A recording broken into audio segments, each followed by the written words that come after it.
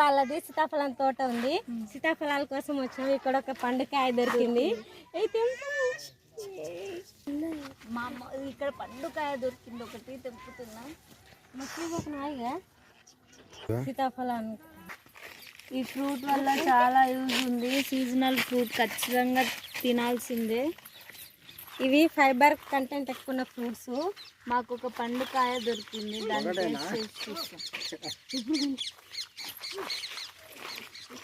ఆహా, ఏమైనా దొరుకుతుంది.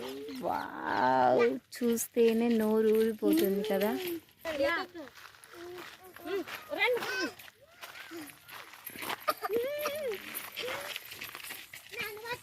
చాలా స్వీట్ ఉన్నాయి పండ్లు, చాలా హెల్దీ తింటాయి.